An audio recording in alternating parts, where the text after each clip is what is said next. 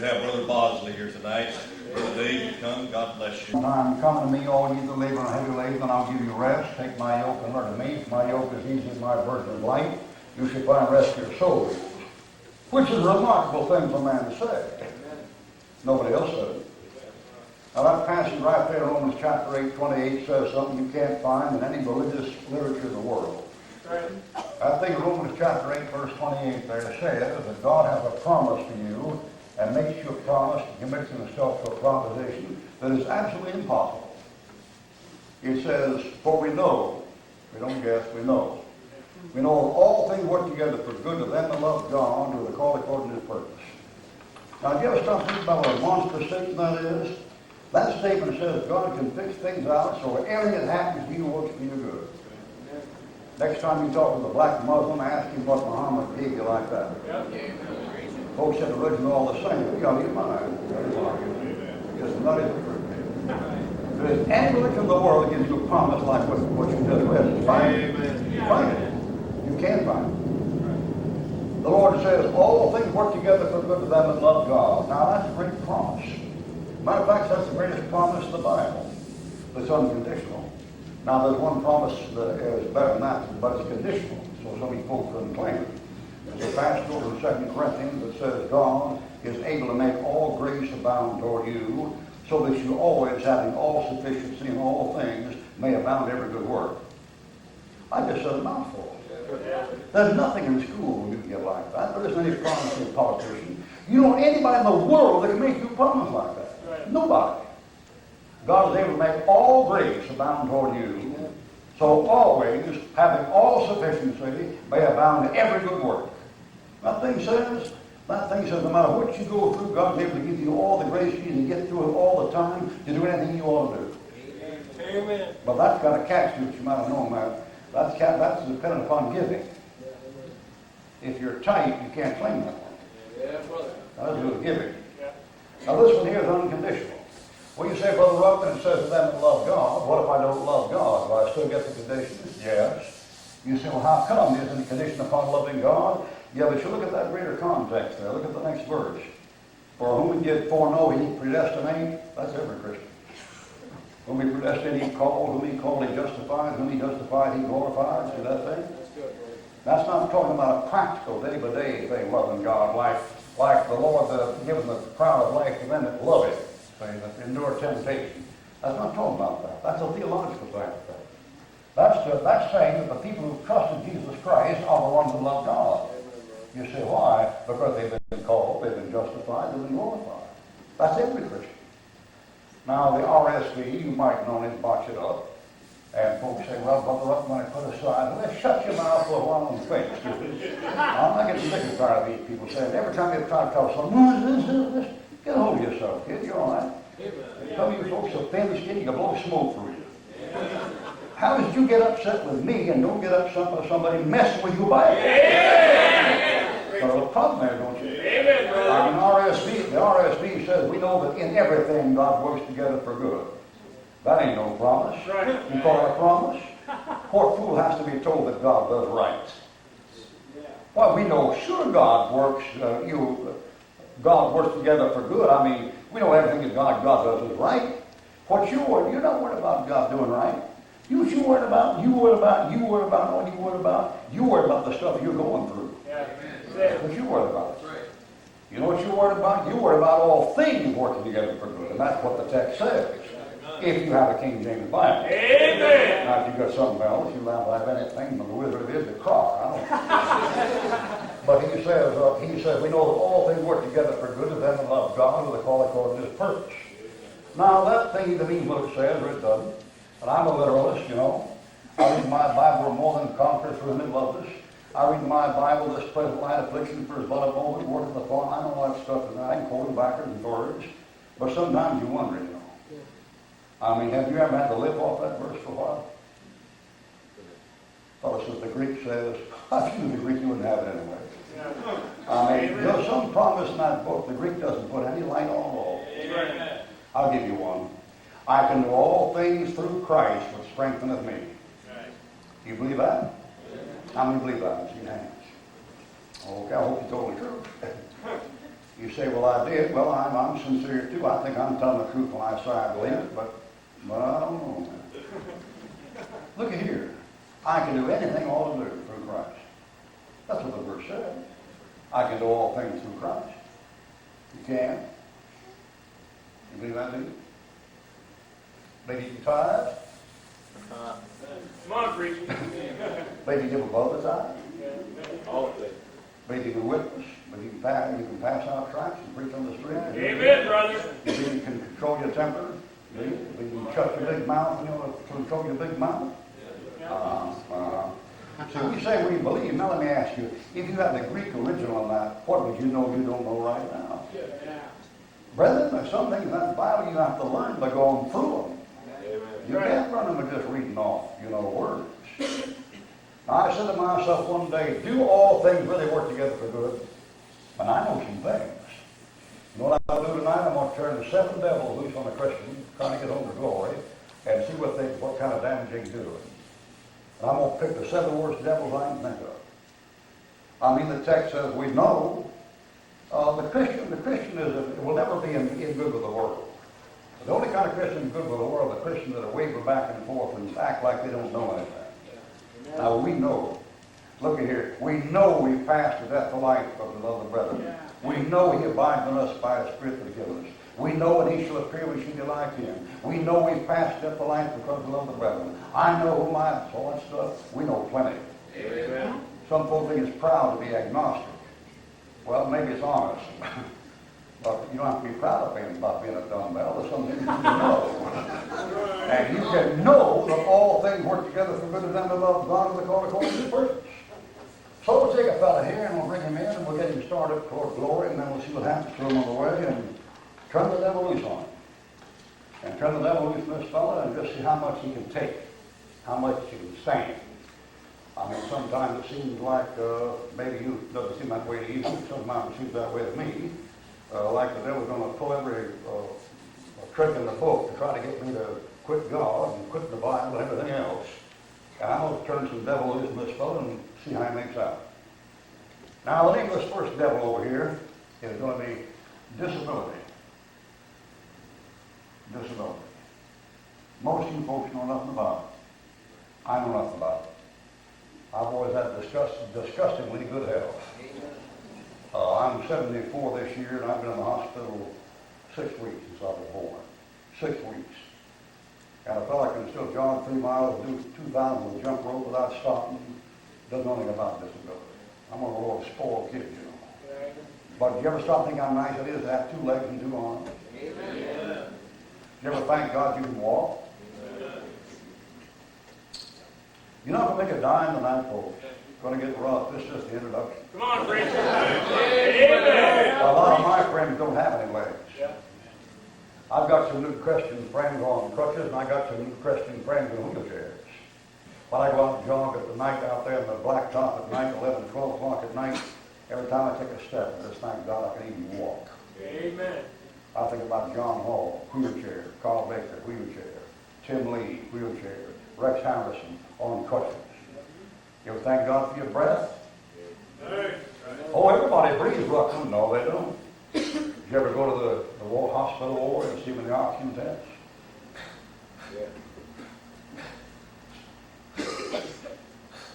You know, a lady told me one time, she said, Brother Ruckman, she said, I haven't breathed a breath of air in the last 5 years without pain in my body. You know, I go up and down this country and travel, and I travel. I'm a gold medallion, super medallion, jet set, whatever you call them. And I'm going through Atlanta airports and going through Nuremberg airports and Moscow airports and Seoul airports and Manila airports and Honolulu airports and Las Vegas. I don't even know. I've been so many places I don't even know where I've been, man. I get in the morning in a hotel and phone my wife and say, having a good time, where am I? Brother, I've been up in the air longer than a seagull with sore feet. And I get those places, you know what I see? I see hordes of people, millions, millions. Most of them have 2 arms and 2 legs and 2 eyes and 2 ears. They can speak, they can walk, they can run, they can eat, they can talk.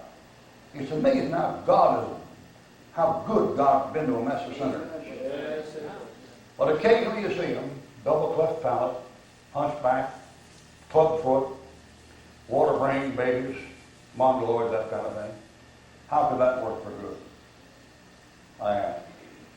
How could, I know a fellow up there in Baltimore, Maryland, honest to goodness, that fellow should ugly. He'll never have any wife or really have any friends, and he lost his family, he raised him a long time ago. I bet it's the ugliest man I've ever seen in my life. I mean, really, he had a hunchback and clubfoot and a double cleft palate and warts all over his face. God, a monster. Saved. Love the Lord. Amen. I got him preaching the street there at Peter and John Vist's place up there in Arlington, outside of Baltimore. We get preaching up there, and I've been up there on the platform in the back of that truck preaching, and I watched him while I was preaching, passing out tracks on the sidewalk. He'd go along and pass out a bunch of tracks on that sidewalk there, and I see people go by, and cuss him and throw the tracks down. And every now and then somebody would take one. And he'd say, the tracks, And every now and then a guy would take one. While I was preaching there one night, I saw him in about an hour and a half take 3 people over onto the arcade of the store across there and leading to Jesus Christ. Amen. That fellow, you know what he is? That fellow so disabled he'll never have any friends. You know what that fellow has to do all his life? He'll have to trust in God. Amen. You know what kind of company he'll have to have? He'll just have to keep company with one. You know what will happen? He'll be a spiritual powerhouse and get rewarded with the seed of Christ. Some of you folks will never get in the name. You say, why? Because all things work together for good. Some of you folks, you can talk well, you can meet people well, you're not disabled, you can shoot the bow, you make a good impression, but you're not doing anything for God. Sometimes those handicaps get a fellow where God can use him and God do something with him that he ain't going to do with you. Disability. I've got a friend named Bill Mayer. I don't know if he's still alive or not, but that fellow, honest to God, that fellow preached for something like, well, I know him, he'd already been preached 20 years. He'd be in the ministry now about 50 years now. And Bill Mayer had cerebral palsy when he was a boy. And he was 8 years old. He couldn't speak coherently and couldn't walk. He learned how to stand and walk when he got to be about 10. Probably could walk when he was about 12. He got coherent when he was about 13 or 14. You know what Bill Mayer told me? He said, you know what I wanted to be when I grew up when I was a little boy? I said, what? He said, I want to be a murderer. I want to kill people. I said, why? He said, well, he said every Sunday people bring their children to the cerebral palsy ward where all us cerebral palsy boys and girls were. We couldn't stand it. We'd flop around and fall around and chew our tongue and our eye go back in our head. And little boys and girls sit there at the glass and laugh at us. And make fun of us through the glass. And he said, I made up my mind when I grew up I was going to be a murderer. Well, he grew up and got saved. Amen. Lord fixed that. Fellow grew up and got saved and he preached. You wouldn't think God called a fellow preacher couldn't talk, would you? But he would. We had a guy come to our church one time from up in Germantown, Ohio, named Weldon Jones. I'm going down to hold a meeting for him in Mexico in about 2 weeks. He's put up 3 indigenous churches down there. He couldn't pronounce R on the end of the word. He'd say, roller coaster, roller. He couldn't get it on the end of the word. It came to, where the and the R of the thing, he couldn't get the thing. Give me a word named in R. Toaster. What? Heater. I got 2 in one time. Toaster. Kosher, Toaster. Heater. toaster, toaster. He couldn't say toaster, toaster. He got down in Spain and the word don't end in R down there. In Mexico. And the guy's speaking in Mexican, he's won hundreds of people to Christ. I Lord knows what he's doing.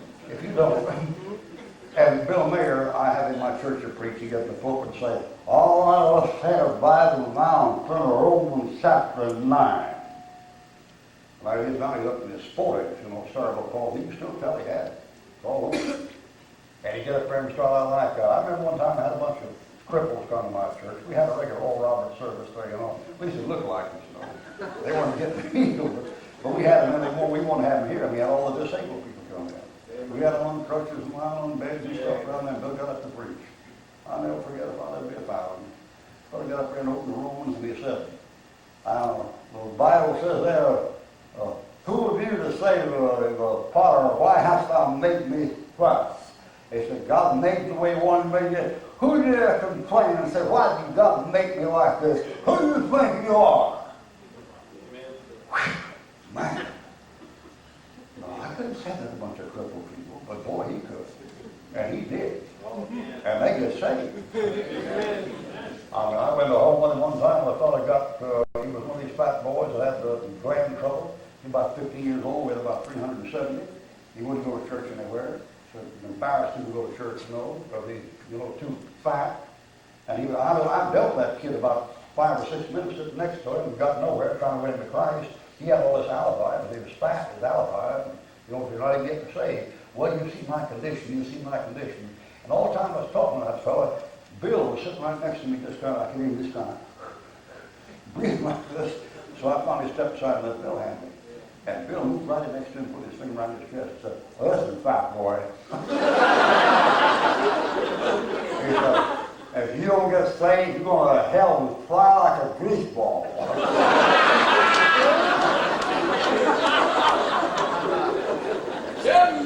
I mean, you know what happened?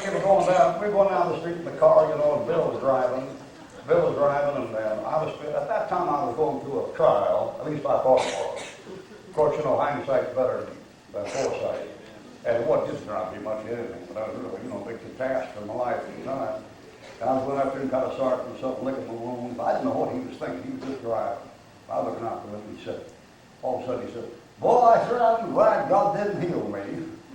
And I turned and said, "What's that for?"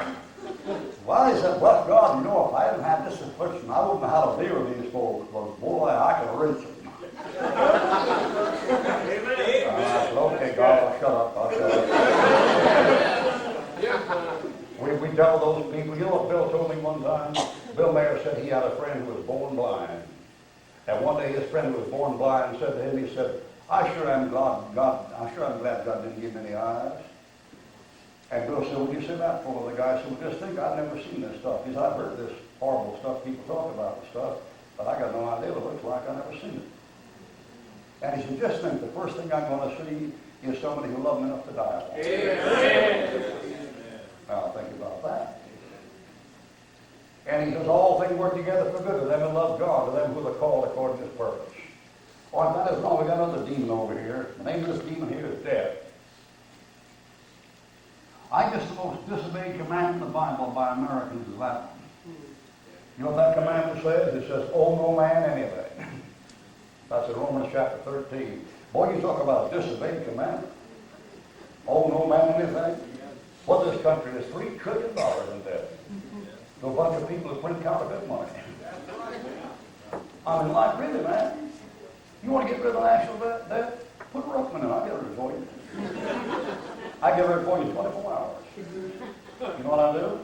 I do print $3 trillion in $1,000 bills and give them the Federal Reserve and tell them to get out of the country. Amen. Amen. Come on, amen. Amen. You said it wouldn't take the money. Why wouldn't they take it? You got to take it. Right. You mean it ain't no good? Counterfeit. But if it ain't no good, it's counterfeit money. But just in this country, up to debt up their ears, $3 trillion. Every person born in this country today, every little baby comes in, owes something like $17,000 to the federal government. Now, can't that be a hindrance to you? You want to serve God. You always be in debt up to your neck. Young guys come down to school, I got to get these bills paid off first. Some of them never did come down. They spent the rest of their life trying to pay off bills. Your generation was raised to believe that you borrow to pay off a loan. I don't know where you got that from. That's what they do. They get and then they borrow, and then they borrow. But the interest just kill you, man. And you take, when I came up with a depression. I was always scared to death of getting in debt. I still am. I was there when it happened, boy. Folks talk about a depression in this country. You never seen no depression in this country. I think it hit from 29 to 33, boy. I mean, there was no money there. It was gone, man. And I've always worried about that. That's why I probably never had very much. And my school never be a very big school. My church never be a very big church. I never had a lot of property and this and that. I know what you can get. Borrow it. But I'm weird on borrow.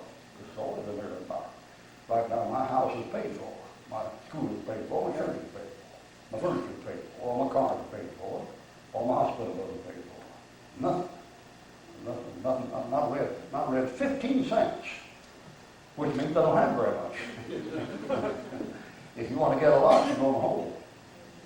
Now you take that thing right there. Some of you Christians, don't think just because you're saved you can't go bankrupt. You know what some people think? They think when they get saved that solves all the problems. Well, it may solve all your problems in eternity, but it doesn't solve all your problems here. That's the catch on that thing. I mean, you take the same thing that happened to saved people happen to unsaved people. Do you know that? Some holy, sanctified Christians, they think that the things that happen to unsaved people can't happen to saved people. Yes, they can. Your baby can fall in the car and get killed. Your wife can die in childbirth. You can get leukemia. You can wind up a basket case, paraplegic. Don't think just because you're saved that's going to solve all them problems. So maybe somebody will declare bankruptcy someday. I don't know. You take down there in Pensacola, Florida, had a fellow down there, my church, his name was Baker, Don Baker. What we call down south, the good old boy. And liked to hunt, fish, and dove shoot, and quail hunt, fine fellow, loved the Lord, saved, family was saved, had a wife and 2 boys. They were both saved. That little boy got in a bad auto accident. The car rolled over a couple of times. He like killed him, broke his back, messed up his neck, spent the rest of his life in a wheelchair. Wife didn't have any job, didn't have any insurance, couldn't pay off the doctor bills. Had a boy at 13 and a boy at 15. They had to go to work when they were 13, 15 years old to take care of mom and daddy. And the woman was working too. And that came up like that, and people, I had people saying that ashamed. Those 2 boys in the 13, 14, 15, 16, 17 didn't get the date, couldn't play football, couldn't live a normal life, just had to work all that time. Isn't that a terrible shame? Well, I guess it's hard, but I'll tell you one thing about those boys. They learn how to work. Right, man. What's good about that? You know what's good about that? In this country, there's thousands of people in this country don't know how to work at all. If you learn how to work in your generation, that's a miracle, man. You know that? I'm the generation I came in, my dad's generation, my people all German people. They figured if you weren't 60, you weren't working 60 hours a week, you're loafing. Yes, sir, man. It's at least 60. East German came over there, gave him a 40-hour job a week, and he said, I don't want a part-time job. Now, you've got kids in America, they don't know what a pickaxe is, or a hoe, or a double-bladed axe. Is that what it is? Or a wedge, for cutting green oak. Up there in Cincinnati, Ohio, I have a friend up there, a preacher, that's got a couple of boys, teenage boys. One time they were about 13 or 14, they played basketball out on those driveway basketball things, with some of their friends. And the ball got stuck in the hoop up there. And they came to the mom and said, Mama, the ball is stuck up in the hoop, we can't get it out. And she said, well, knock it out with a hoe handle. And the boy said, a what? A lady said to her teenage daughter, your head looks like a mop. And she said, what's a mop? Listen, if you don't know what a mop is, and a broom, and a shovel, and a pickaxe, see, and a double-bladed axe, and a single-bladed axe, and a sledgehammer, and a rake, and a pitchfork, there's something wrong with your education. Amen. Yeah. And you take those 2 boys, maybe those boys missed out on a lot, but I'll tell you one thing, they learn how to work. And if those boys ever wind up preachers, I don't know if they wound up preachers or not, they might have. But I'll tell you one thing, if those boys wound up preachers, I know one thing about them, they won't be lazy preachers. They learn how to work. And we know that all things work together for good of them that love God. One time a dentist said to a preacher, I've been coming to your church and enjoying it, but I'll have to quit coming. So what's the trouble? And the dentist said, well, I'd rather not talk about it, but I just don't feel like coming anymore. And the preacher said, well, my goodness, give us a chance. Tell me what's on your mind. He said, well, I don't know if it's kind of hard to explain. And the preacher said, well, tell me what it is. We can do anything about it. We will. He said, well, preacher. He said, I can't enjoy coming to church and sitting there and hearing hymns sung through teeth that haven't been paid for. And that's what the same people out in the world. You don't let them forgive you for almost anything except not paying your bills. That's right. Debt. How can debt work together for good for a child of God? I got a fellow out of my church named Bill Kreiser, led a young man to the Lord one time. Got saved, kid about 17. After he got saved, his daddy heard about it. His daddy had a big business, industrial magnate down there.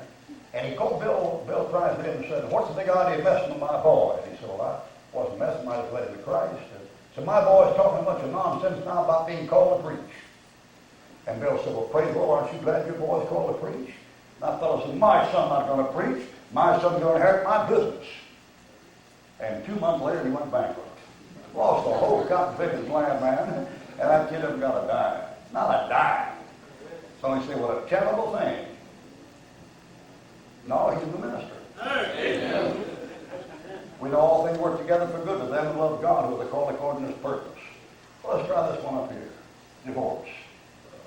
Let's get them all while we're at it. Doesn't the text say we know that all things work together for good? You thought there was some exceptions, didn't you? Some of the brethren are so holy. You know what they think? They think the blood of Jesus Christ, God's Son, cleanses us from all sin except the one they don't commit. You know what I mean? Now you take that thing right there. I hope you never have to go through that. That's a bad thing. The only person that profits from that are lawyers. That's about it. The kids don't, you don't, your wife don't, and anybody else. Maybe you'll go through it, I don't know. You think, well, I just don't think it's Christian.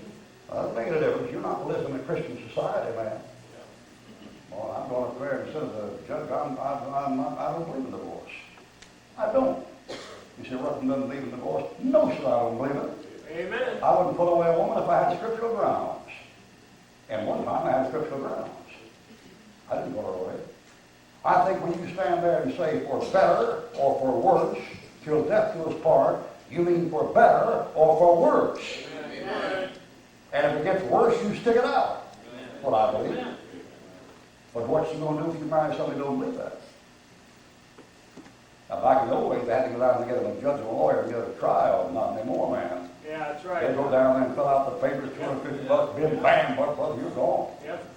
Well, in Las Vegas, they got divorce machines out there. They do. You put the money in, a tube thing come out, you fill out the form, mail it in, you know the one come back, stand back, bang like that. Wow, wow. You take up 1 out of 2 men in divorce today. I preached up there in those big youth camps up in Ohio, and I used to preach for all the fellowship churches in Indiana, Ohio, and Michigan. Back when I was in favor with the BBF, you know. Yeah. You know why people can't stand me after a while. I don't change any. I'm the same character I've always been. Amen. Good. Anyway, I've got up there, you know, I've gotten up there and I've said, with 1,200 young people there, how many of you young people have come to a home where one or both parents have been divorced? And a third of the congregation slammed up. That was in 1969. And those are the best Bible-believing churches in the country. You may go that route. I hope you don't. But if you do, you better remember something. All things work together for good of them that love God, who are called according to his purpose. That's what it says. I bet I'll get some of you folks on believing the text for this night's over. You take that thing, you say, well, they'll never forgive me. No, they won't. And Christians will talk about me. Yes, they will. And I'll be a second-class Christian the rest of my life. Yes, you certainly will. But if God forgives you, who cares? What's wrong with some of you folks in here tonight? You're licking your wounds, looking behind you. That Bible says you press forward. And Paul says, forgetting those things that are behind you. Forward, Bart. I just can't forget. You got to forget. You say people don't forget. All right, they won't forget, but you better forget. Don't you worry about them. Don't take care of that. I was out one time up at Sequoia National Forest, south of here, that place I keep trying to think of down there. The Redwood Mountains down there. The Redwood Forest down there.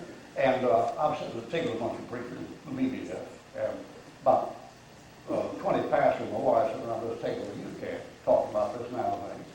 All of a sudden it got quiet. Just as quiet as a turkey farm on Thanksgiving afternoon, boy. And I knew the storm was coming. And some preacher across me says, Dr. Ruckman, do you think a divorced man should preach? I said, God, give me something real quick. What'd you say? And he said, do you think a divorced man should preach? And I said, well, look at it this way. I mean, you never know what you're stepping into one of these things. I said, suppose you and your wife ain't getting along too well. And she was sitting next to him, and she turned deep red. And dropped her head. I said, suppose one day she just gets up and leaves. Are you going to quit preaching? He said, well, I don't know. I said, did God call you to preach? He said, yes. I said, he called your wife to preach? He said, no. I said, can you going to quit because she quits? He said, well, I never thought about that. I said, well, think about it. Please pass the salt. You know, one time I met a fellow in my town. He was a nice fellow. I forget his name offhand, but he went up to BBC at Bible Baptist College in Springfield, and his wife got messing around with some deacon of the church there, and they went off and got married, and then they got his kids and told his parents that he'd lost his mind, gave him shock treatments, got custody of the kids. It's like the fine Dutch Christians do at times. I mean, BBF, they don't about 1,000 either, brother. They got some Winston they go into it like that. Anyway, they got his wife and kids, you know, and all that stuff, and he showed off, married somebody else. He came back to Pensacola, and boy, he dragged him out of the battle. Now, I got a hold of him and tried to cheer him up, you know, give him a few little stories, you know, get him laughing and stuff, but I didn't get much word with him. And things went on there for about 4 or 5 weeks. One day I saw a fellow going down the street, across from the street from me, and he was whistling, kind of springing along, had kind of a spring in his step, like he was walking cloud nine. And I went over there and said, what's that about? He said, oh, Brother Ruckman, he said, I'm the Lord of God now, things fine, everything's fixed up, it's going to work out great. I said, what happened? Your wife come back? No, she married this other guy and lived in this part of the country. I said, what's the deal? And he said, well, Ruckman, he said, there's something I forgot to tell you. I said, what's that? He said, well, he said, when I was about 10 years old, I got saved. When I was 15, the Lord called me to preach and called me to join the United States Navy and be a missionary in the United States Navy. So I made up my mind I wasn't about to do that. I was going to come out of high and dry on land, get in a good church about $300 a week, and live like the rest of them live. And he said, I made up my mind I was not going to do that. And he said, you know something? I got to think of the day my wife's gone, my kids are gone, there's nothing now can stop me from joining the Navy. And I went down there and joined the Navy, and he said, ever since then I've been just happy as they stopped. Well, that's a rough way to get in the will of God, I agree. But it's better than staying out of the will of God. Amen. Now listen, some of you first-class citizens, you better watch your step. You may be worried about us second-class citizens, you make a mess of it yourself. Yeah. Paul one time said, I'm going to Rome. The Lord said, no, you don't. Paul said, Paul said, yes, I do. The Lord said, I'm going to warn you 5 times not to go. And he warned him 5 times, and he went anyway. You know what happened? He lost 2 years of his ministry in jail. And he wound up, you know, on the breakers, taking a board and trying to get on shore. A second-class carriage class, but I'd gone to the bottom of the hole with the racks and the bilge water. He could have gone on a VC-10. Yeah. But he got there. And some of you first-class Christians, you ain't going to get there if you ain't careful. Better watch it.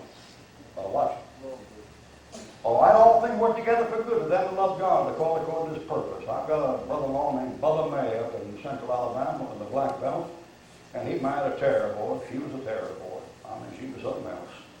And I mean, after about 4 or 5 years, that thing all came apart. She stepped on him, and then the thing blew up. He married a fine Christian girl.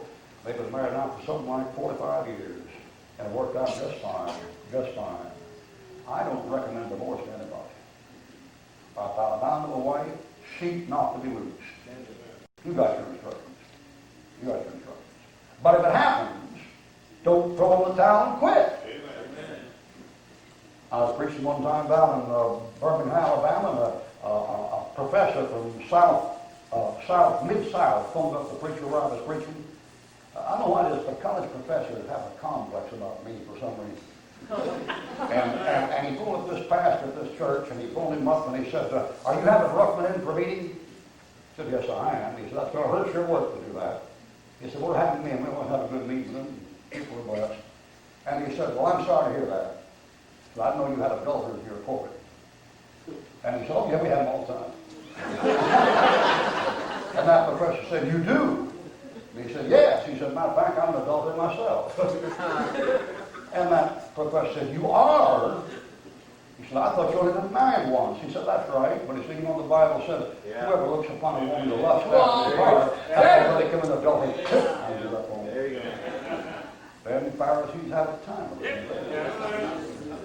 All things work together for good with them who love God, who are called according to His purpose. Now, you sit down and do it here. I'm turning loose on. I'm going to get these 7 of the worst devils I can drum up and just see what they can do to hurt this Christian. And my pastor says, we know that all things work together for good to them that love God, to them who are called according to His purpose. The name of this next one up here is disease. It must be rough to be sick all the time. It must be rough not being able to get more than 2 or 3 hours of sleep at night. I got a lot of Christian friends like that. I got a Christian friends that sleep about 2 hours at night. They got their choice. They get the nerve severed and spend the rest of their life in a wheelchair. Or else they can leave the thing the way it is and try to survive on drugs and get some rest and that kind of thing. That must be a terrible thing. How in the world could that work for anybody to do it? I'm asking. How could that do that? I got a friend down there near Pensacola. He was over at a place called Foley, Alabama. And he was from, Mississippi, up Meridian, up there. Too late that day, we trying to fish for his life. You know, North Mississippi someplace. Tupelo. Just Tupelo, North Mississippi. Got through. Tupelo. And when he joined the Army, he was a saved man. But he liked to gamble. And he got gambling. And the Army, he ruined his gut gambling. Now this fellow's name is Bill Sharp. He's a PhD in mathematics. And he could figure the odds and crap in it. I mean, side bets and win more. He'd figure odds to see the probability he could do it. And he made him a mint. He'd make sometimes $1,000 a night shooting craps. And after the war was over, he came back to the States. When he got back to the States, the stomach began to act up on him. And he got like a god and got a job as a paint contractor. And he made a pretty good business, pretty good living at it, but not too good. And he had ulcers then. That old thing twitch at night, hit him at night, you wake up at night and drink this half and half, and bleeding ulcer. And that went on for a couple of years. One day I was talking to Bill Sharp about this and that other thing. You know what he said? He said, I sure am glad God didn't heal me. I sure am glad God didn't heal me. And I said, why? He said, I'm making about $400 a week as a paint contractor, which is pretty good back in the 1960s, But he said, if I get me a little crap game, 5-card draw, 7-card stud, I could pick me up $2,000 one night. But he said, every time I start to think about it, that ulcer goes, That ulcer goes, I decided not to do it. You know what keeps Bill Sharp in fellowship with the Lord? A hurt and pain. And we know all things work together for good. You say, oh God, if you just take it away, I'd be good. I know I'd be good without it. Maybe. But the Lord probably knows you better than you know you. Yeah. Now, I don't want to be unkind what I'm about to say, but it has to be said. I've been up down this country for years and years, and I've been in homes where people had to take care of sick aunts and uncles and children and grandchildren, mom and daddy, and wait on them, bedpan, the whole stuff, and wash them day after day after day. And sometimes never get out of the house, or stay in the house there, year after year. That drives me up the wall. I couldn't do that. I'm glad whatever God put on me, He put me on this job on me to stay and watch over somebody 24 hours a day, 7 days a week. And some of you are going to get it. You're going to get it. And I don't really know how you do it, how you get through it. But I know they do. I know families down south where old saints have spent years and years and years waiting on somebody like that in the house. Let me tell you something, you older folks here.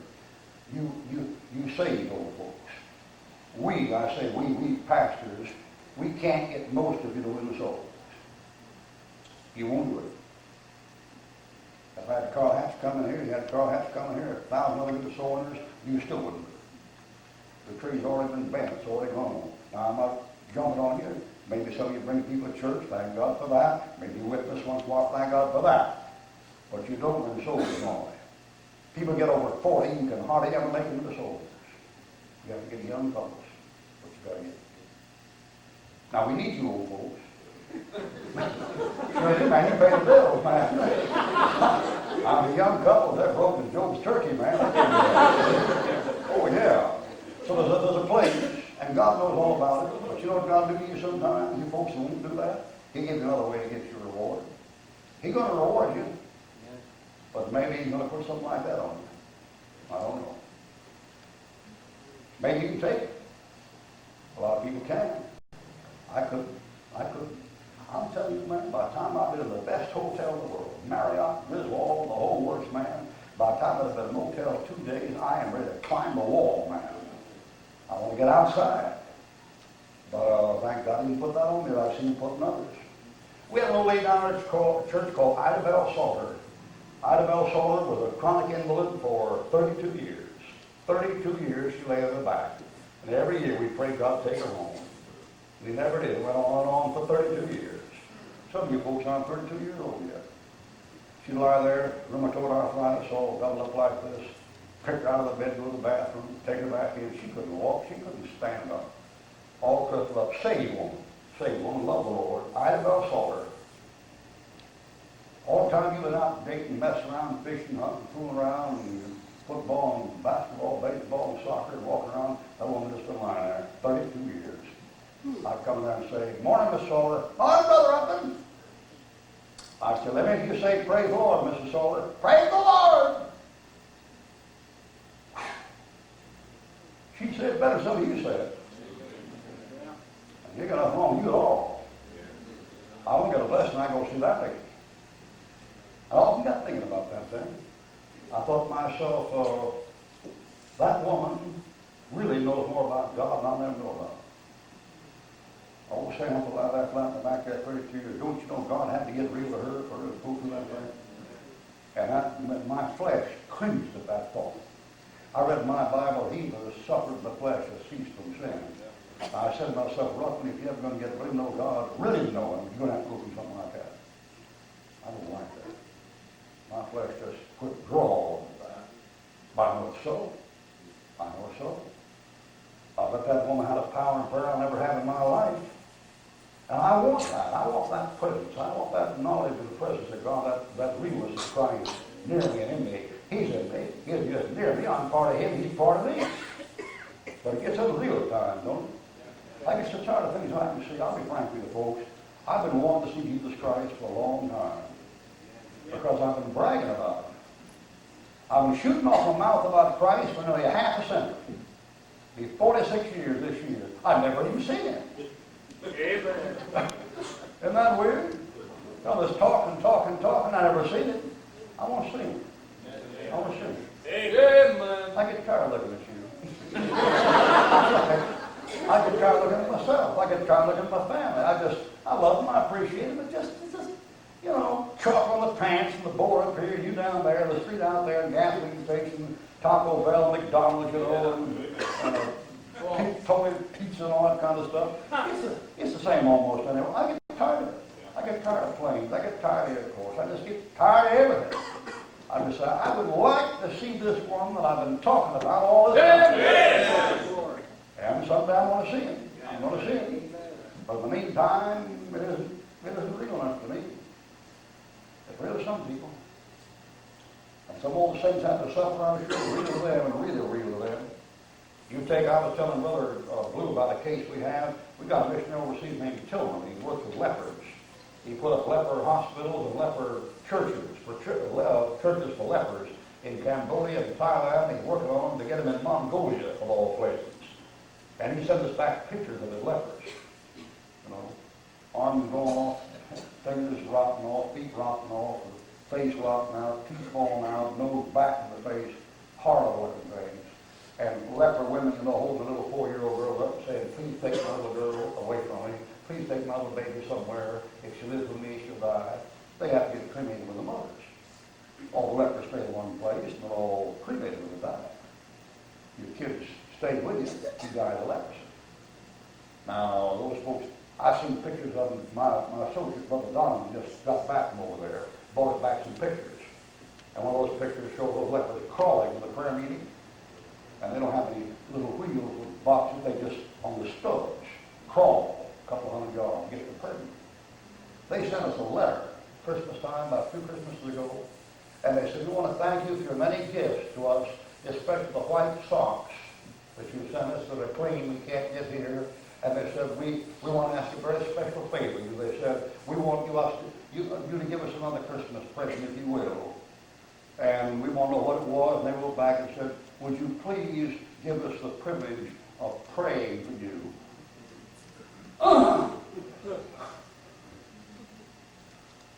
That ain't no belly and hen stuff, boy. That's right. Give us the privilege of praying. My God, people. What a thing. They're not joking. That ain't sarcasm. They meant it. You see how everybody thinks like that. They're just so cotton picking much closer to God than we are. They just don't think like we think. You see how leprosy worked for them? For good. for good.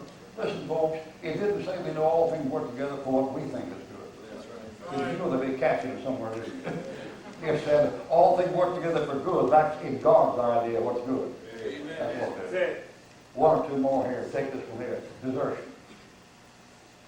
Nobody likes to be a wallflower. Nobody likes to be deserted, run off, left with something.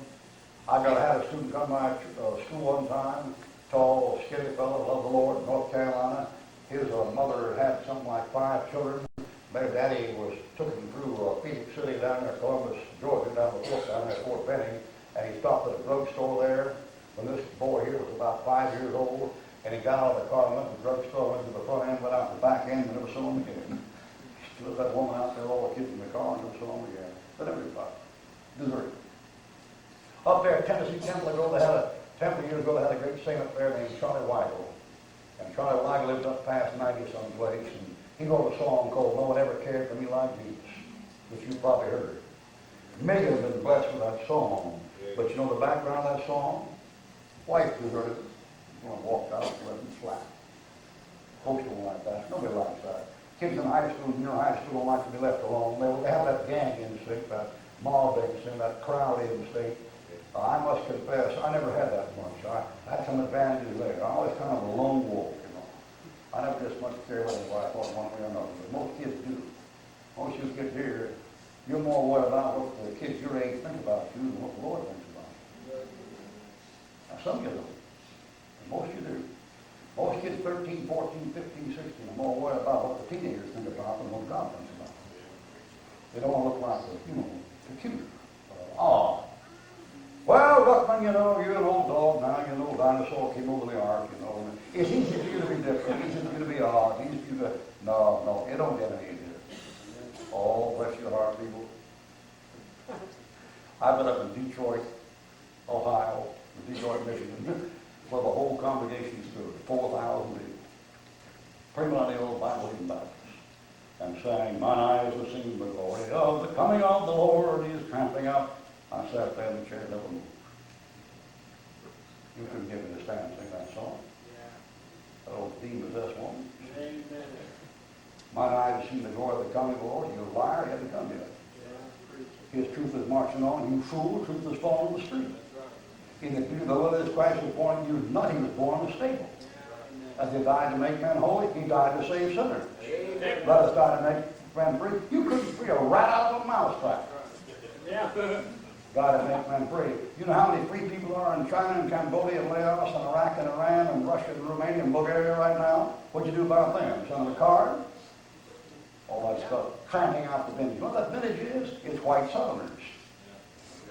Tramping out the vintage for the grapes of wrath. You think I want to sing that? I just sit there, that whole crowd looks at me and just laughs. 4,000 Christians. Look at the nut. Look at the hand. That doesn't bother me. I'll take a baby out. You know some of you teenage kids today, you need that. You learn how to say no. Amen. No, N-O, no. That's the power of negative thinking. No. Now preach. Yes, sir, brother. Desertion. Years ago I used to preach up in Holland, Michigan. I don't know if you know Harold Logson or not. Logson, that's the fellow that new ASD committee finally made a boo-boo. Yeah. He did. But thank God he was honest enough to don't let to it. Amen. So I preached in his church one time. A little bit later that church split. And they probably blame that on me too. But anyway, Garland Cofield, Tennessee boy, took some folks out of there and they started the Rose Park Baptist Church over there in the park. They set up a tent in the middle of the winter. They had me come up every winter for about 3 winters. And I was up there preaching every winter. Ray Bateman got saved in that meeting up there. He got called to preach in that meeting up there. And we'd have these winter games in the winter, skiing, and sled and stuff, pro snowballs and big old ranch, a big log cabin ranch place out there we met and sat around the fire and everything.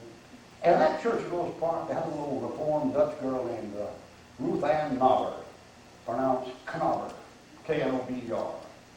I don't know how much you know about the Dutch Reform and the German Reform and the Christian Reform, but they're just like Catholics. And they believe in covenant theology. You get sprinkled into the covenant, then you're predestinated to be saved. They're Calvinists. And if you ever leave that thing, your name's mud. They put them out on the front porch, put the bags out for her. And Ruth Crawford got saved in the Baptist church when she was about 11 years old. And she went every Sunday to that Baptist church. And her family gave her a fit. She had two older brothers, about 18, 19 along in there, and they made fun of her. Her daddy, for a while, threatened to whip her if she went to the church. They finally decided to let her go. But then they kind of persecuted her in funny ways, and she was about 12 or 13. They make her sleep upstairs in the attic with a draft up there, and she gets pneumonia every year.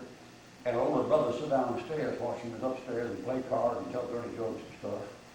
And Ruth Ann came out, the first time I saw her, she was about 13 years old. We were standing out here in front, shaking hands, saying goodbye at the end of the service, and she came up there and stood there like this, tears running out of her face, just streaming out of her face, all over her breast, all over the ground, no handkerchief, no nothing, just blah, blah, blah, blah, like that, you know. I never saw that girl when she was put on. Every time I saw a girl, she was perfectly natural. There's such a character in all your life. I never saw anybody in my life who had the Holy Spirit so much on without them knowing it was that character. She was a character, that girl. I mean, you were 13 years old, had that sense to stand there and just do stuff all over, but she'd do it. And one time when she was about 17 years old, I had a meeting up there, and I said, Ruth Ann, I was going to get her to talk a little bit. I said, what's wrong with your brothers, your older brothers? And she said, oh, they just have a dirty heart. I thought to myself, yeah, that's it, they got a dirty heart. Yeah. But you know, that isn't the way a sophisticated high school girl should talk in America. That's the way a kid might talk about 6 or 7 years old. What's wrong? Well, they got a dirty heart. Yeah, they sure did. You couldn't joke with Ruth Ann. Anytime you talk to her, she's just been in contact and praying right there on the spot. And no matter what you said, I mean, it'd knock you flat. I mean, one time we got in that big old long thing, they all got sitting around, and Robin Cofield got up, this pastor, and said, now we're going to take a little quiz here. And he said, I'm going to ask you to rate yourself, do your own grading, this is private. I'm going to ask you some questions. If you can say continually all the time, give yourself 10.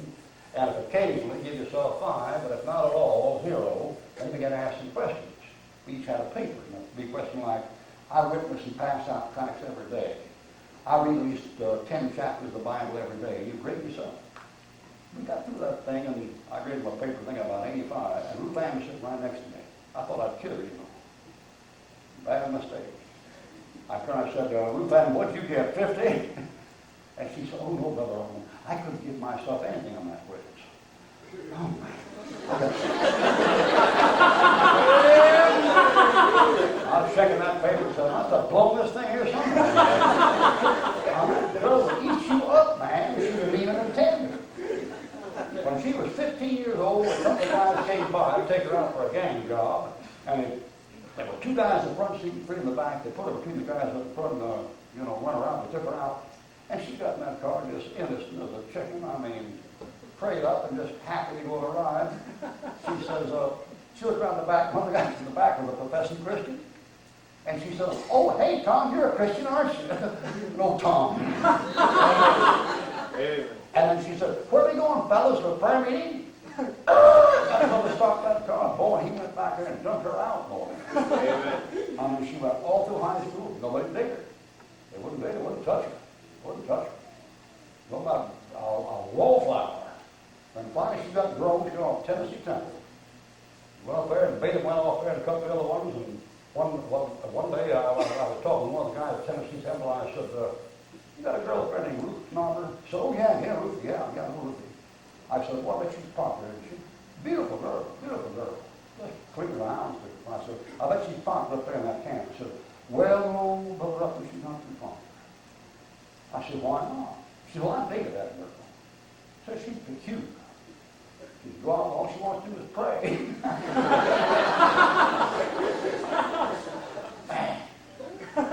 Last time I saw the girl, she was must have been about 18. This is before she went off Tennessee Temple, and we were at a youth fellowship one night, sitting around somebody's house, eating junk food, drinking Coca-Cola and all that mess. And the pastor had them sing some choruses and give little testimonies, and they were kind of milky. The guy would say, I want to thank God when I got to Tennessee Temple, somebody paid my school bill. And the guy goes, I want to thank God that all the fellows in my society came from Holland, Michigan. The guy, I want to thank God that got me safely back over the way. Good stuff, but kind of skinny milk. And while I was going on, I was drawing, I saw Ruthie. She's sitting on a piano bench, she had her legs crossed, and she was swinging her legs back and forth, and just looking out of it, and down it. I never saw her, she went out of it. And I turned around and go over to the pastor and said, check her out and see if she got testimony. They went all around, she never said nothing. And God said, Ruthie, you got testimony for us? And she snapped out and said, oh yeah, she said, I got a best one today. She said, there's a little Jewish girl down in the high school I've been dealing with about 2 years. I don't know what happened, but day before yesterday out by the locker in the hallway, she just stopped crying and knelt by the locker and trusted Christ her Savior. This Jew kept saved in the hallway of a high school, man. And she wasn't going to say nothing about it. That was a weird little cat, boy. You ever saw that was weird. You see what happened to her? She married a guy called a priest over in Georgia and got 5 kids and lived happily. Unpopularity didn't hurt her any. Yeah. Oh, let's get down to the end here. What about this one? How can a little white casket help a fellow out with a family? Can you tell me that? How can that be? How can the death of a loved one, a partner you live with for 50 years, how can that be of a benefit to you? You ever think about that? The text says all things work together for good. If it said all things, it must mean all things. I don't like funerals. I've never liked funerals. I hate it. But you have to have it. You ever think about what death does? Do you ever stop thinking, probably didn't, but you ever stop thinking about how Theodore and Dr. DeHaan were able to stay on the radio year after year after year without ever asking for funds? I know how they did. Christians died and left them in the wells. That's how they stayed on here. But you know, Bob Jones here told me one time, he said, well, old man McKenzie died. Praise God. McKenzie was a millionaire, a lumber millionaire in Panama City. All these guys that build these big works have a millionaire behind them. You get a millionaire behind you, go. If you can't get a millionaire these days, you're not going to win very big. But Anderson behind Howell, you know, and Cobley behind Beckenau and Horton, and McKenzie behind Bob Jones Sr. And I said, well, he died. He said, yeah. I said, didn't he give you about $50,000 a year? He said, yeah. So what are you praising God for that for? He said, well, I guess we'll have to get back to trusting God. Yeah. See? All things work together for good of them that love God, but called according to His purpose. You ever seen that thing work? Death. Work for good. I'll tell you something death does. It stops a life of sin short. That's good. The young man gets the bullets. Well, thank God for that finally. I'm impressed he might have coached himself to that. Too bad he lived as long as he did. He wouldn't damn quite as many. There you Some folks go. don't like that either. It's the bad company you keep. Yeah, preach. You worry about my vulgarity of uncouth. You just as uncouth as the devil. Some of you folks. And the company you have in your living room, I would invite him to rake up my front yard. Amen. Amen, amen. But you take that business right there, that death will stop from sinning. Death will stop suffering. I got a fellow in my church I saw die for 17 years. His name was Beryl Hunt. Now, oh boy, I'd pray for him, ask God to save him, to take him home. He'd cry. I'd say, what are you crying about? He said, why didn't God take me? Why didn't God take me? I got over in my church right now, the old folks home, been over there for 2 years, the bill was $1,000 a month. And she's been ready to go home for 5 years. She's lonely and her mind leaving her. And why God doesn't take her home, I don't know. I know death can work together for good. I know that. I got it in my will. My wife, that if I get in the hospital like a vegetable and they got me hooked up all that stuff, my wife has the right to come up there and take me off that thing and take me home, let me die. And that will says if any doctor or lawyer or policeman tries to stop her, she can shoot the bristles off. Amen, brother. I don't want to hang around after I'm not used to anymore and get on home. There's some good things about death. Death can work together for good with them that love God with the call according to His purpose. Now, you take this last thing I'm going to talk about, you wouldn't see possibly how it could work together for anybody's good, but I'm going to illustrate it the best way I know how. How can a soul going to hell be a blessing to you? Your mother dies and goes to hell. How could that be a blessing? He said all things. If he said all things, I guess he meant what he said. But how in the world does that work? You ever think about that? You know, my mother and daddy died unsaved, as far as I know. Of course, in the last minute, something may have happened, you know, under the anesthesia, you know. You know how it is, under the case after case, for this fellow Tom Williams and Pam Williams, go to hear his testimony. She was a vegetable. I mean, 2 million units of penicillin. And when he got her back to life again and made her work her bones and stuff, when she was screaming with pain to get her back on her feet again, that's a remarkable thing. And while she was unconscious for 3 weeks, they played a prescription in her head through earphones. And the Jewish doctor had his prescription written, this woman is to be exposed to the Word of God 24 hours a day. Amen. Up there in the intensive care. And when that woman came out of that thing, she was telling things that happened while she was under. So you always hope for the best, see, but it's scant consolation. I always hope that somewhere, maybe after the witness I did to my mom and daddy, that when they were unconscious or when they thought they were unconscious, or the Holy Spirit dealt with it. I always think maybe after all I didn't pray for them for 18 years, the witness to 2 of them, 7 tracks, and trying to live a life before them, had some effect. Maybe in the last hours, the Holy Spirit called to their attention, but there wasn't any testimony, because you couldn't hang your hat on anything. And when they went ahead and died, I don't get any blessing out of it, nor my mother in hell. That's no blessing at all. You know what we do? In modern fundamental me, it's kind of an assembly line way of winning souls. You know, Roman road. At least that was the style a couple of years back. You kind of turn them out like bologna sausages in a string come out of the factory. You know what we forget? We forget that if it's a really new birth, it's a genuine miracle. Now, if you've really been born again, you're a new creation, that's a miracle of God. That is not you turn out like a factory. That's a miracle. And sometimes we forget that. Do you know what God does to us?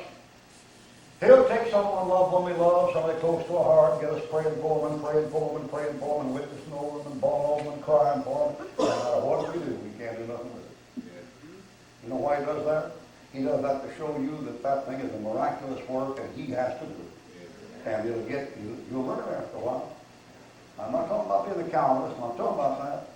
I'm just saying God will put a block across your way the way you'll get the message. That if it's done, he's going to do it. That's what he did to me. I was out in this church in California years ago out there near Pomona. I forget the name of it. It was a beautiful place. He was running about 1,000 Sunday schools, and I was preaching for him. And one night during the invitation, I heard a whoop like a Comanche Indian. And I looked down there, and here was a woman running down the aisle. I said, woman, it's a girl about 17. Boy, waving a handkerchief and just screaming the top of her head, lungs. And I said, wait a minute. I said, what's that? He said, look down over there, look down the right-hand corner. A bunch of personal workers there, dealing with a woman about 45 years old. She gets saved. And I said, what about it? He said, that's that girl's mother.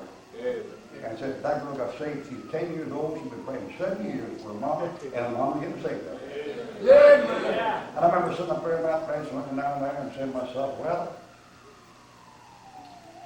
my mother was raised in Pasadena. Just a few miles from down there. She had a Chinese cook and a Japanese gardener, and could work any crossword part of this country in 15 minutes. The last name was Armstrong, from Pasadena. I don't know about that connection. Anyway, I'm sitting there like this, I looked down and said, woman down there, I said to myself, well, if you can't win your own mama, maybe win somebody else's mama. Amen. You know, some of you all take that attitude. Your mother and daddy going to hell, your sister, wife, or brother, mother going to hell, nothing you can do about it. You know you can. You know what you ought to start working with somebody else. Yes. What you ought to do. Years ago in Pensacola, Florida, I had a call one night, about Saturday night it was, at about, must have been about 1 o'clock in the morning. And nothing a pastor likes any better than a call at about 1 o'clock in the morning, Saturday night. And a lady said, Brother Ruckman, my brother's down here, Alton Nelson, he's dying. Would you come down and talk to him in the hospital? He's dying right now. And I said, there's a Church of Christ preacher down there? He was a candlelight. She said, yes. I said, well, I don't want to come down there and get an argument with a candlelight in the middle of a deathbed scene. I said, if this church is down there, and going to church, this pastor's down there, I better just stay out of it. And she said, Brother Ruckman, you've got to come. You dealt with him a few years back. You remember, don't you? And I said, yeah, I remember. This fellow had what they call a Bright's disease. And the calcium in your bones doesn't get to it when you get a shot. You get a shot about once every year, and then you get a shot every transfusion. About every 6 months, and a transfusion about every month, and a transfusion about every week, and a transfusion every day, and he's gone. And when I saw him, he was just the early part of the stage, and I went up to the hospital room one day and got up there. His sister was up there. This was about 3 years before this. And I got up there, and his sister was up there, and she said, I'll go down to the coffee shop and let you talk. And she went down to the coffee shop and left me in the room there alone, and I dealt with him. He's a Campbellite. That's Church of Christ. They believe in baptism regeneration. But he wasn't argumentative. He was open, and I dealt with him. He seemed to get somewhere. And I didn't get a decision out of him, but I said, if I leave you a tract, will you read it? He said he would. So I gave him a tract and left it there in the bed and went on about my way. And I thought about it. For a year went by, and then I get this call. So I said, okay, I'll come down. So I come down, and I come down in the middle of the night. I get dressed about 2 o'clock in the morning, get down to the hospital about 2:30 or 4:03, get up in the hallway on the death floor, you know. I'm up leaning up against a thing like this, and I hear this candlelight preacher in the room talking to the dying man. I hear him say, "Oh Lord, bless us, and may we so live that you can reward us with eternal life."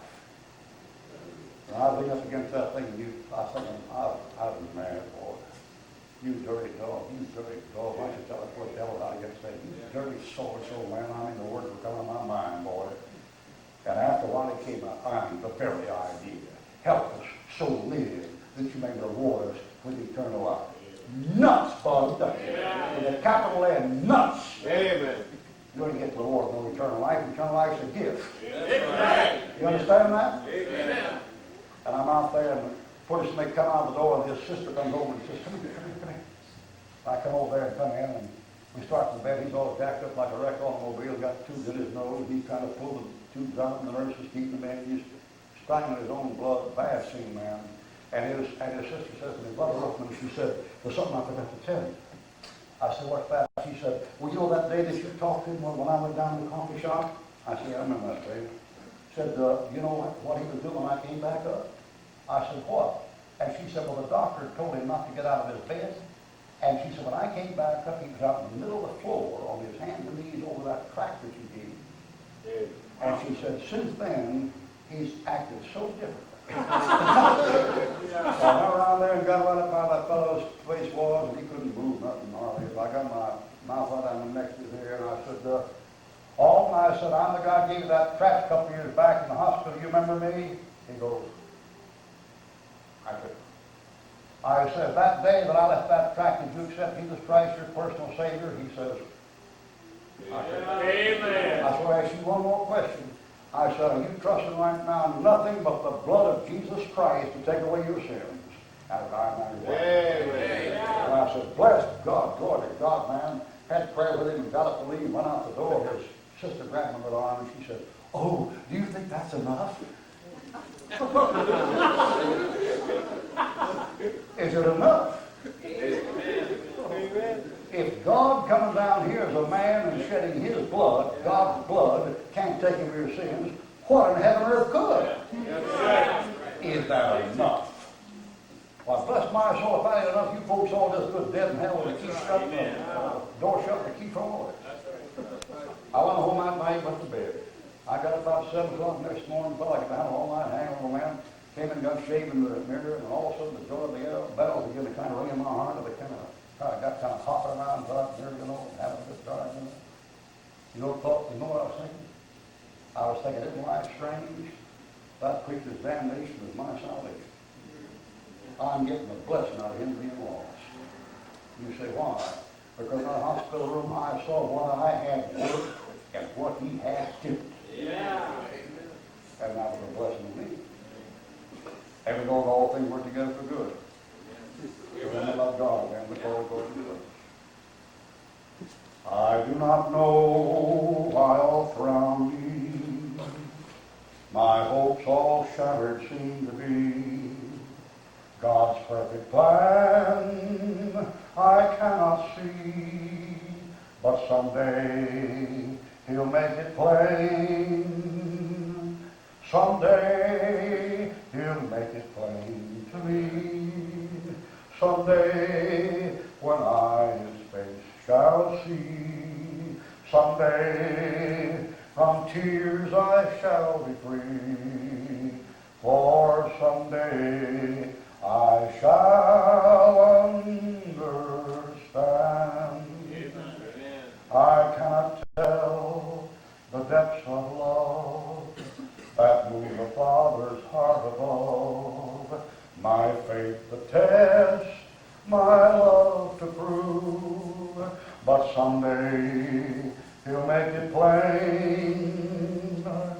Someday he'll make it plain to me. Someday when I his face shall see.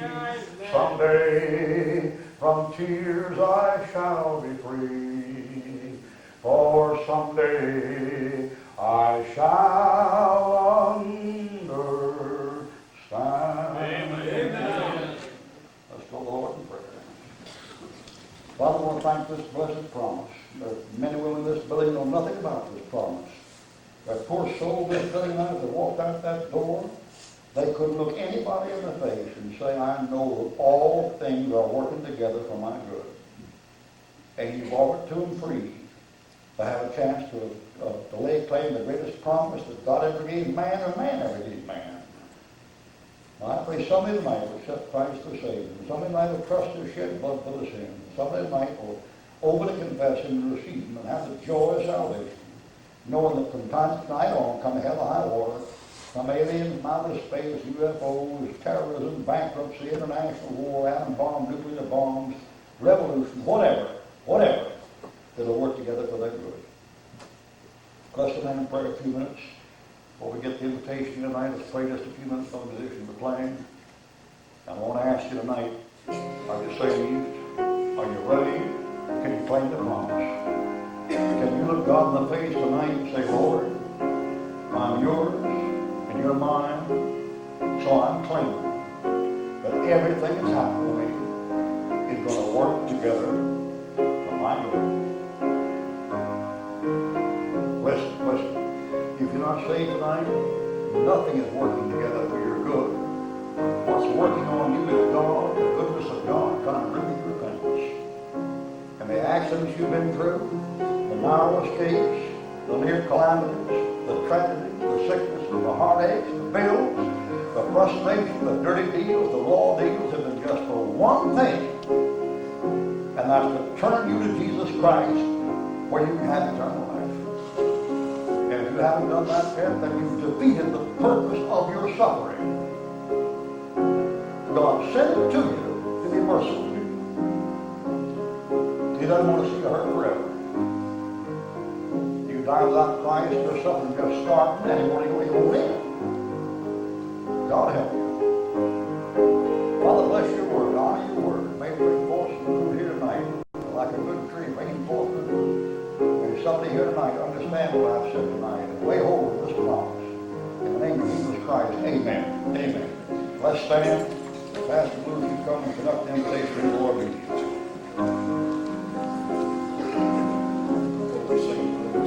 Number 310. Number 310. Now, some of you folks here tonight, you're mad at God. You've been blaming God. You need to come and get your heart right. All things work together for good to those who love God, to those who are called according to His purpose. Not knowing that the goodness of God leads you to repentance. Maybe God's brought that tragedy, that disappointment, that divorce, that death. Maybe God has brought it in your life. So why don't you